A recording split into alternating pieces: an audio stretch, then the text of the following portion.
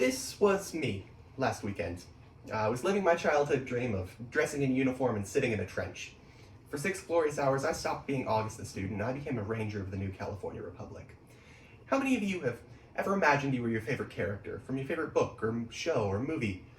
You may not be able to go to Middle Earth or to Tatooine, but with the power of cosplay, you sure can look like you came from there. I've been cosplaying for several years now, and I recently started a cosplay group with a couple of friends. Today, I want to share with you, firstly, the basic history and definition of cosplay. Secondly, I want to give you some pointers on how you can start creating a costume of your own. And third, I want to share some things that you can do in cosplay. Hopefully by the end of this short speech, I'll have convinced you that cosplay is a fun hobby with an inclusive community for everybody.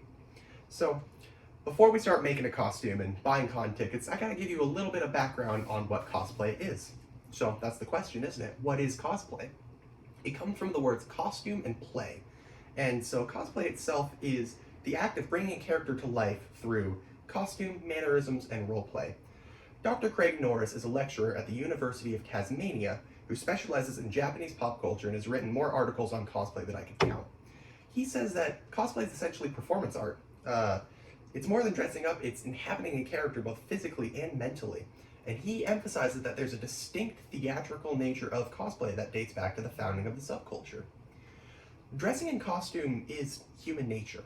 It's part of so many human cultures across so many continents. Many cultures use costume for storytelling and religious rituals. In Western culture, specifically English culture, the concept of masquerade became very popular, where people would go to balls dressed in costume. Cosplay emerged from masquerade as a way of representing fictional characters rather than cultural costumes. The first true cosplayers arrived at the 1936 First World Science Fiction Convention in future costumes. Now that we know a little bit about the basic history of cosplay, let's move on to how to make a costume of your own. So the first step in making a costume of your own is to decide who or what you're going to portray. Many folks use conventional media to draw inspiration from film, TV, video games, etc. But many people, including myself, cosplay as original characters. One of the most important things to keep in mind is that you've got to be passionate about who you are cosplaying, as well as, even more importantly, consider the logistics of the costume. I have a friend who dresses in full foam armor, and he looks so cool. But I know underneath that foam, he has to stand like this, constantly, all day long. He can't sit or bend or relax. It's miserable. So, in order to avoid that, consider your logistics. After we've picked a character and considered whether it's practical, we gotta research how to emulate that character. And from visual media, reference documents are always the best option. But other cosplayers and even guides on YouTube are also great resources. Next I want to talk about buying versus making a costume. Both buying and making a costume are perfectly acceptable in the community, and even more than that, so is starting small. There's a popular cosplay blog called kamuicosplay.com, and the woman who runs that emphasizes that cosplay, especially for beginners, shouldn't break the bank.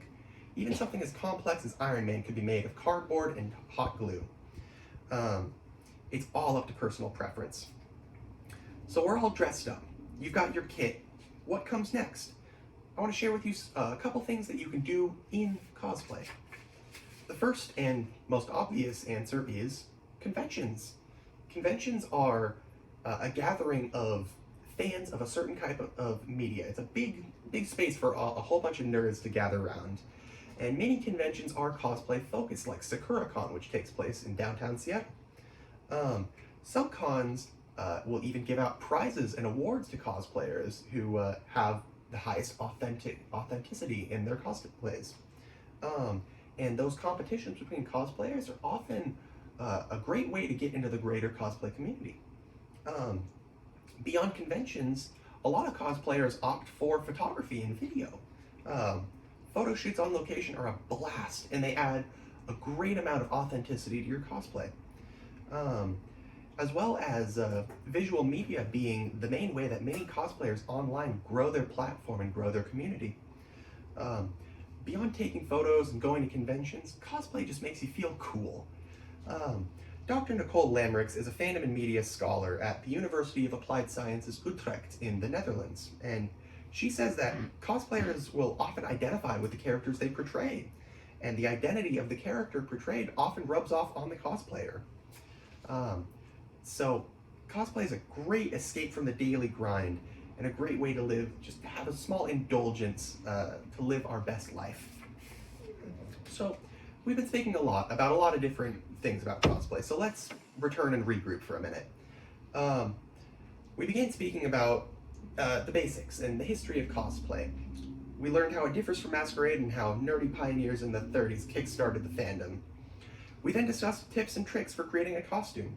I also discussed how you can emulate your character more authentically.